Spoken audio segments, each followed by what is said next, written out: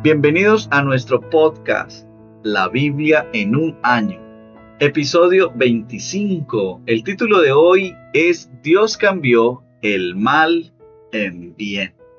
En 1947, un joven neoyorquino llamado Glenn Chambers tuvo el sueño de su vida, trabajar para Dios en Ecuador. En el aeropuerto, el día de su partida trató de enviar una nota a su madre, pero no tuvo tiempo de comprar una tarjeta. Encontró un pedazo de papel en el piso de la terminal y lo levantó. Resultó ser una publicidad con las palabras ¿por qué? Garabateó sobre su nota alrededor de dichas palabras y la depositó en el buzón del correo. Esa noche su aeroplano explotó al colisionar en la cima de la montaña colombiana El Tablazo, de 3.000 metros de altura. Cuando su madre recibió la nota, luego de la noticia de su muerte, la pregunta ¿por qué? La llenó de quemazón. ¿Por qué Dios permite semejante sufrimiento? El sufrimiento nos interpela de manera continua, nos indigna y nos confronta. Es el desafío más grande a la fe cristiana. La cantidad de sufrimiento y su distribución parecieran ser aleatoria e injusta. Los teólogos y los filósofos se han batido durante siglos con el misterio del sufrimiento inmerecido, y ninguno ha logrado llegar a una solución sencilla ni completa. Los pasajes de hoy y mañana son apenas una parte de la respuesta, pero cada uno de ellos nos ofrece una perspectiva al respecto. En los pasajes de hoy vemos que aunque el sufrimiento nunca es bueno en sí mismo, Dios es capaz de usarlo para bien de múltiples formas. Dios te ama. Tu sufrimiento también es sufrimiento de Dios. Él sufre junto a ti. Sin embargo, no siempre elimina el sufrimiento de tu vida. A veces usa las cosas malas que ocurren para llevar a cabo sus buenos propósitos. Y hoy tenemos una invitada especial que nos va a leer los pasajes de la Biblia y es la pastora Marisol Rojas. Bienvenida, pastora. Muchas gracias, pastor. Bueno, vamos a Salmos, capítulo 15. Vamos a leer todo el capítulo, es un corto capítulo. Vamos a leerlo en PDT. Salmos 15. ¿Cómo estar cerca de Dios? Canción de David. Señor, ¿quién puede vivir en tu templo? ¿Quién puede subir a tu monte santo? Solo el que vive con honestidad y hace lo justo, pensando y diciendo la verdad. El que no calumnie a nadie, el que no le haga mal a sus semejantes, ni insulte a sus vecinos. Solo el que se aparte de los que Dios desprecia y el que respete al que teme al Señor. El que cumpla lo que promete, aunque tenga que sacrificarse para hacerlo. El que no cobre intereses por un préstamo y no se deje sobornar para causar daño a gente inocente. Solo el que lleve una vida así podrá estar siempre cerca de Dios. Bueno, y ahora vamos a ver el punto número 1. Dios usa el sufrimiento para transformarte. ¿Has tenido momentos en tu vida cuando, debido a las circunstancias, te estremeciste? ¿Ocasiones cuando perdiste el empuje y sentiste la tentación de abandonar? El Salmo de hoy nos recuerda que no tenemos por qué caer ni vacilar. No lo dice ahí el versículo 5. Ni aún en los momentos de sufrimiento. David describe la clase de vida que Dios se propone que experimentes. Las directrices que presenta son cosas que puedes practicar durante las dificultades. La primera directriz es obrar correctamente. Procura ir por la vida sin tener tache y hacer lo que es justo. Lo dice el versículo 2. La segunda directriz es decir la verdad. De corazón, dice la verdad. También en el versículo 2. La tercera directriz es no murmurar. Que ninguna calumnia salga de tu boca. Versículo 3. La cuarta directriz es no herir a tu prójimo, no acarrear desgracias a su vecino. También en el versículo 3.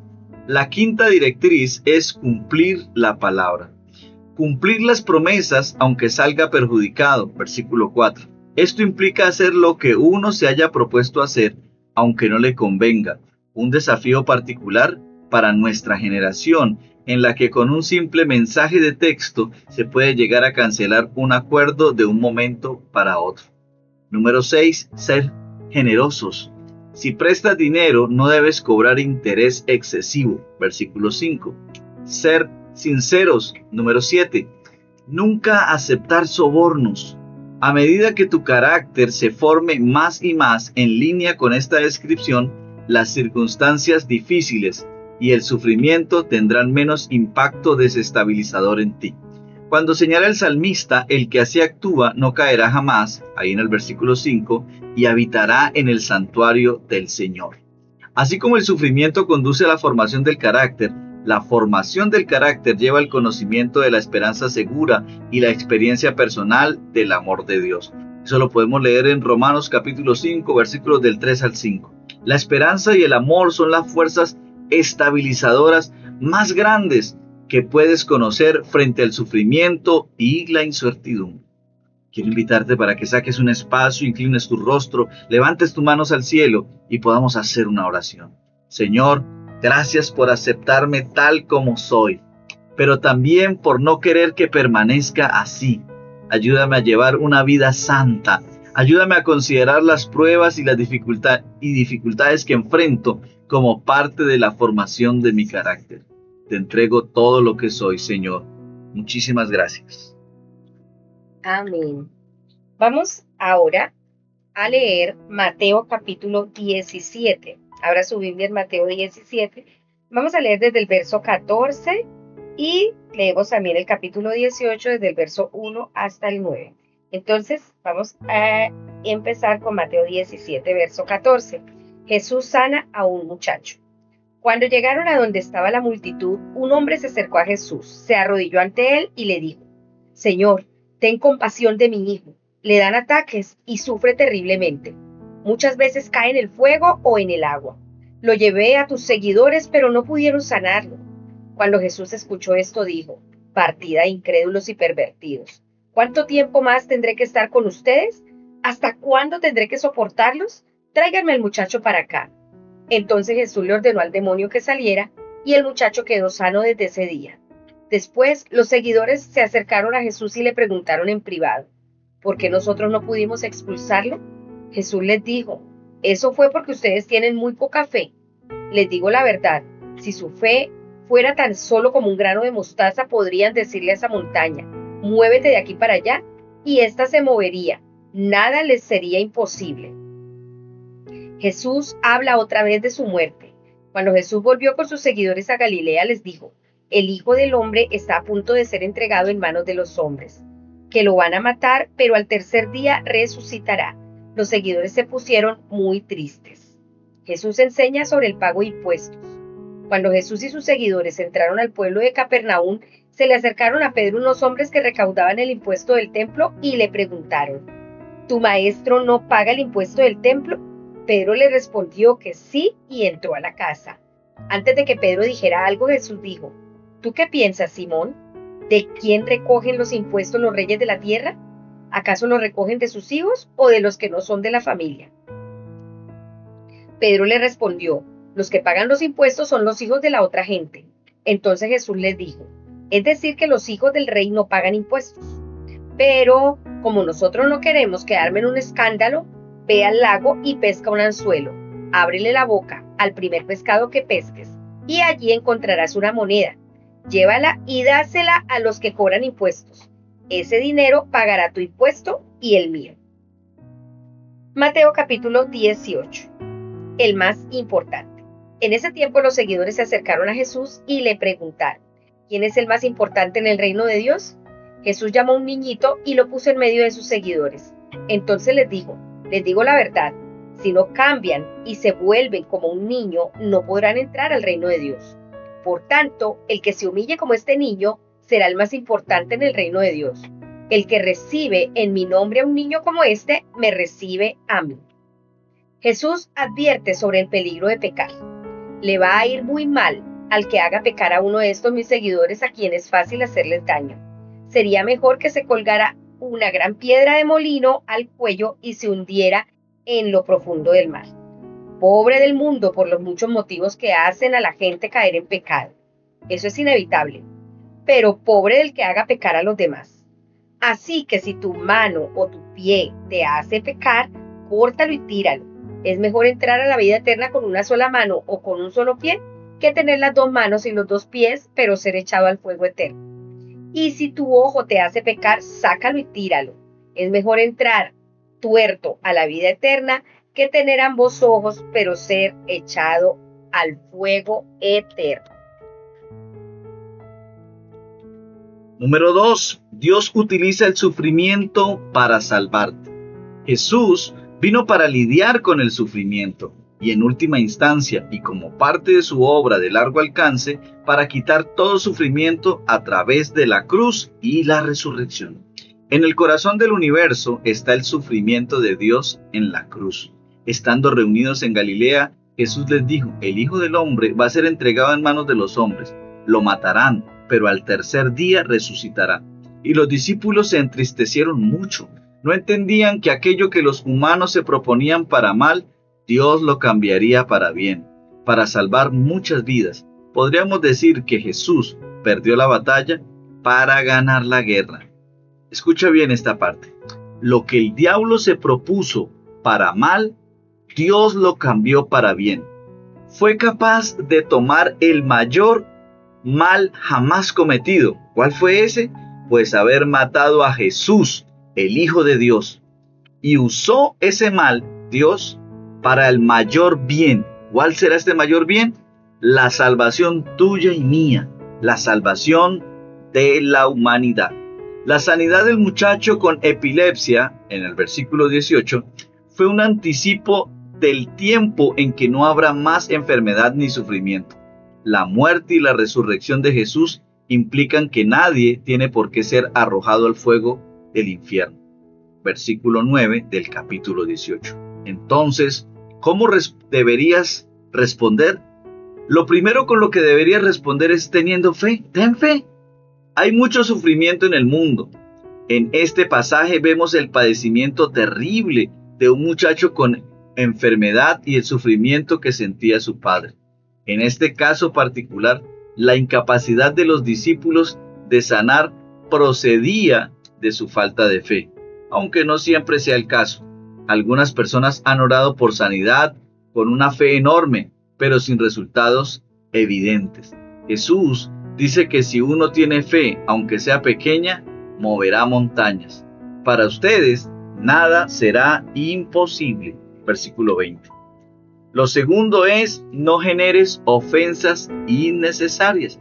Jesús explicó que aunque estaba exento de pagar el impuesto del templo, la casa de Dios, porque era el mismísimo Hijo de Dios, obró un pago milagroso en nombre de él y de Pedro, para no escandalizar a las personas que estaban allí, a la gente que cobraba los impuestos. Aunque Jesús estaba dispuesto a ofender si era necesario, no quería causar ofensas innecesarias. Número 3. Humíllate. La grandeza en el reino de los cielos no consiste en logros. Se trata de humillarnos a nosotros mismos como si fuéramos niños. Número 4. Ser radical. Jesús nos llama a ser implacables en cuanto a extirpar el pecado de nuestra vida. Quiero invitarte para que hagamos una oración especial. Señor, gracias porque en el corazón del universo está el acontecimiento donde cambiaste el mal por bien. Hoy deposito toda mi confianza en ti y declaro y confieso que dependo de ti en cada área de mi vida. Amén. Vamos ahora a Génesis. Abra su Biblia en el primer libro de la Biblia, que es Génesis. Busca el capítulo 49. Vamos a leer el 49 y el 50. Entonces empezamos con Génesis 49. Jacob bendice a sus hijos. Luego Jacob llamó a todos sus hijos y les dijo: acérquense y les diré lo que les va a pasar en los últimos días. Acérquense y escuchen, hijos de Jacob. Escuchen a Israel, su papá. Rubén, tú eres mi hijo mayor, mi fuerza y la primera muestra de mi hombría. Tú fuiste el más honorable y poderoso de mis hijos, pero eres incontrolable como el agua. No seguirás siendo el más honorable por haberte metido en la cama de tu papá. Llevaste vergüenza a mi cama, la cama en la que te metiste. Simeón y Leví son unos chacales. Sus espadas son armas de violencia. No quiere ser parte de sus planes ni quiere tomar parte en sus reuniones, porque en su furia ellos mataron hombres e hirieron animales por diversión. Que su ira sea una maldición es demasiado violenta. Que su furia sea maldita porque es despiadada. Yo los repartiré entre las tribus de Jacob, los repartiré en Israel. Judá, tus hermanos te alabarán, derrotarás a tus enemigos, los hijos de tu papá te alabarán. Judá es como un cachorro de león. Hijo mío, tú te has parado sobre animales que has matado. Se agacha y se acuesta como un león, y como a un león, ¿a quién lo va a molestar? Nadie le va a quitar el poder de Judá, ni el cetro que tiene entre los pies, hasta que llegue el verdadero rey y todas las naciones lo obedezcan. Él amarra su burro a la viña, amarra al hijo de su burra a la mejor viña. Él lava su ropa en vino y su manto en la sangre de uvas. Sus ojos son más oscuros que el viento y sus dientes son más blancos que la leche. Zabulón vivirá cerca del mar. Sus costas serán un lugar seguro para los barcos y su tierra se extenderá hasta Sidón. Isaacar es como un burro fuerte, acostado entre los establos. Él espía un buen lugar para vivir y descansar. Ve lo agradable que es la tierra, pero se ha dispuesto a llevar la carga pesada de ser siervo de otros. Dan proporcionará justicia a su gente, como una de las tribus de Israel. Dan será como una serpiente al lado del camino, como una serpiente venenosa al lado del sendero, que muerde los pies de los caballos y hace que quienes los montan se caigan de espaldas. Señor, estoy esperando tu salvación. A Gad lo van a atacar unos ladrones, pero él los ahuyentará. En las tierras de Aser crecerá alimento bueno y abundante. Va a tener comida digna de un rey. Neftalí es como una venada libre que suele dar cría hermosa. Como una viña muy productiva es José. Viña muy productiva al lado de una fuente. Sus ramas se trepan por toda la pared. Mucha gente luchó contra él, sus enemigos eran arqueros, pero él ganó la batalla con su arco y la habilidad de sus brazos. Recibe el poder del fuerte de Jacob, del pastor, la roca de Israel, del Dios de tu padre. Que Dios te ayude, que el Dios Todopoderoso te bendiga y te mande bendiciones desde arriba en el cielo y bendiciones desde abajo en lo más profundo, que te dé bendiciones desde los pechos y el vientre. Muchas cosas buenas le sucedieron a mis padres, y yo, tu papá, recibí mayores bendiciones. Tus hermanos te dejaron sin nada, pero ahora yo amontono mis bendiciones para ti como si fueran una gran montaña. Benjamín es como un lobo hambriento. Por la mañana se come lo que cazó, por la tarde comparte las sobras. Esas eran las 12 tribus de Israel, y eso fue lo que les dijo cuando los bendijo, dándole a cada uno una bendición particular. Les ordenó: estoy a punto de morir, entiérrenme con mis antepasados en la cueva que hay en el campo de Efrón elitita, en la cueva que queda en el campo de Macpela, cerca de Manré, en la tierra de Canaán. Abraham le compró esas tierras a Efrón elitita para hacer su cementerio.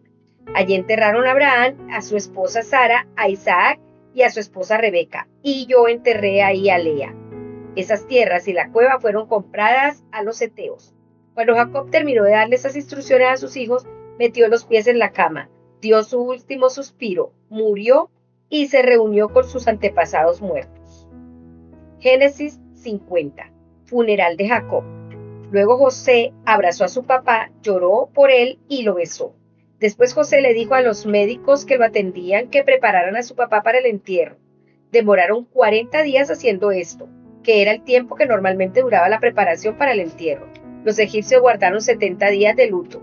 Cuando terminó el luto, José habló con toda la corte de Faraón y le dijo: si yo les agrado, háganme el favor de decirle al Faraón que mi papá me hizo prometerle que lo enterraría en la cueva en la tierra de Canaán. Él mismo se preparó esa cueva como su sepulcro. Por favor, déjenme ir a enterrar a mi papá y después regresaré aquí a donde están ustedes. El Faraón le dijo: cumple tu promesa, ve y entierra a tu papá. Entonces José fue a enterrar a su papá. Lo acompañaron todos los funcionarios del rey, es decir, los ancianos de su casa y todos los ancianos de Egipto. También lo acompañaron todos los familiares de José y sus hermanos. Los únicos que se quedaron en la tierra de José fueron los niños menores, los rebaños y el ganado. También fueron carrozas y hombres a caballo. Era un grupo muy numeroso. Cuando llegaron al lugar donde se trilla el trigo de Atad, que quedaba al otro lado del río Jordán, lloraron mucho por Jacob, y José le guardó luto por 7 días. Los cananeos que vivían en esa tierra vieron la tristeza que reinaba en Atad y dijeron: los egipcios están en un luto muy triste. Por esa razón llamaron a ese sitio Luto de los Egipcios. Ese lugar queda cruzando el río Jordán. Los hijos de Jacob hicieron todo lo que él les había dicho. Lo cargaron hasta la tierra de Canaán y lo enterraron en la cueva del campo de Macpela. Ese era el campo cerca de Manré que Abraham le había comprado a Efrón, el hitita, para hacer un cementerio. Después del funeral de su papá, José, sus hermanos y todos los que lo habían acompañado regresaron a Egipto. Los hermanos se disculpan con José. Los hermanos de José estaban temerosos porque su papá había muerto. Dijeron, tal vez José siga enojado con nosotros y nos haga pagar todo el mal que le hicimos. Entonces le mandaron un mensaje a José que decía, tu papá nos dio estas instrucciones antes de morir. Díganle esto a José. Por favor, olvida la maldad y los pecados de tus hermanos. Perdona el mal que te hicieron. Entonces te ruego que perdonen la maldad que cometieron los siervos del Dios de tu papá. Cuando José leyó ese mensaje se puso a llorar.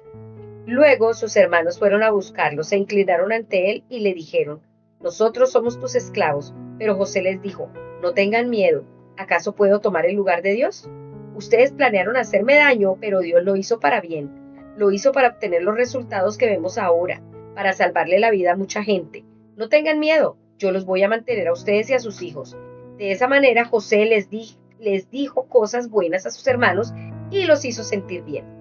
José y los familiares de su papá se quedaron a vivir en Egipto. José vivió 110 años.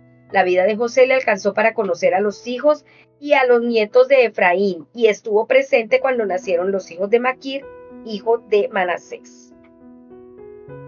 Muerte de José. José les dijo a sus parientes, me estoy muriendo, pero con seguridad Dios va a venir a cuidarlos. Los va a sacar de este país y los va a guiar hacia la tierra que le prometió a Abraham, Isaac y a Jacob. José hizo que los hijos de Jacob le hicieran una promesa. Les dijo, cuando Dios venga por ustedes, llévense mis huesos de aquí. José murió a los 110 años de edad. Lo embalsamaron y lo colocaron en un ataúd en Egipto. Punto número 3. Dios emplea el sufrimiento para sus buenos propósitos.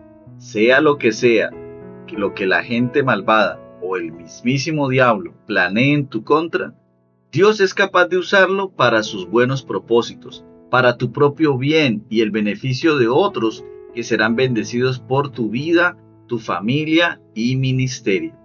Cuando Jacob se aproximaba al final de su vida, bendijo a sus hijos, bendijo a Judá con victoria, prosperidad y liderazgo.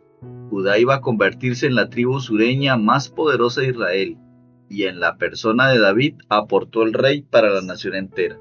Aquí vemos una anticipación de Jesús. El cetro no se apartará de Judá, ni de entre sus pies el bastón de mando. Más adelante leemos que una estrella saldrá de Jacob, un rey surgirá en Israel. Eso lo vemos en Números, capítulo 24, versículo 17. Jacob usa la imagen del león, Génesis 49:9. Jesús es descrito como el león de la tribu de Judá, la raíz de David, Apocalipsis 5:5. Jacob prosiguió bendiciendo a José, un retoño fértil, Génesis 49:22. Había pasado dificultades y ataques, lo atacaron sin piedad, le tiraron flechas, lo hostigaron, versículo 23. Pero Dios usó todo para bien. José fue exitoso porque la mano de Dios estuvo sobre él y cambió el mal en bien, es decir, en bendición. Eso lo dice allí en Génesis 50:20. Al morir Jacob, los hermanos de José estaban preocupados de que José se vengara por todos los males que habían cometido en su contra. Versículo 15. Pero José dijo, no tengan miedo, ¿puedo acaso tomar el lugar de Dios? Es verdad que ustedes pensaron hacerme mal, pero Dios transformó ese mal en bien, para lograr lo que hoy estamos viendo, salvar la vida de muchas personas. Así que no tengan miedo, yo cuidaré de ustedes y de sus hijos. Versículo 19 y versículo 21. Kendall escribe, para José una posible reivindicación hubiera logrado algo para él en aquel momento, pero no hubiera hecho nada por el reino de Dios. Cuando recibimos cualquier tipo de maltrato, debemos entender que nuestro sufrimiento tiene implicaciones profundas y enormes para el reino de Dios. Detrás del sufrimiento continuo hay motivos que no se ven. ¿Quién sabe lo que Dios hará con nuestra vida si afrontamos el maltrato con dignidad? Te animo a que percibas la mano de Dios en todo lo que te sucede, sea bueno o malo. Observa todo con los ojos de la fe. Comprende que todo es parte del plan de Dios de transformar el mal en bien, así como hizo por medio de la muerte de Jesús en la cruz del Calvario. La promesa del Nuevo Testamento es que Dios utilizará todo lo que te ocurra para bien, al enfrentar pruebas, tentaciones, luchas y dificultades. El Nuevo Testamento te asegura que todas las cosas obran para el bien de quienes lo aman, es decir, a Dios, los que han sido llamados de acuerdo con su propósito. Vamos a hacer una última oración. Señor, ayúdame a perdonar por completo a quienes de algún modo me hayan perjudicado. Ayúdame a ver tu mano en todo lo que me ocurre, sea bueno o malo. Gracias porque en todas las cosas obras para el bien de quienes te aman. Amén. La pastora Pipa añade, Mateo 17:20, la fe tan pequeña como un grano de mostaza. No suena demasiado, debe ser algo posible. Aún hay ciertas montañas grandes en mi listado de oración que no parecen haberse movido. Este es un aliento para continuar en oración, pidiendo incluso por las grandes cosas. Amén. Recuerda que este devocional es escrito por el pastor Nicky Gumbel de la iglesia HTB en Londres.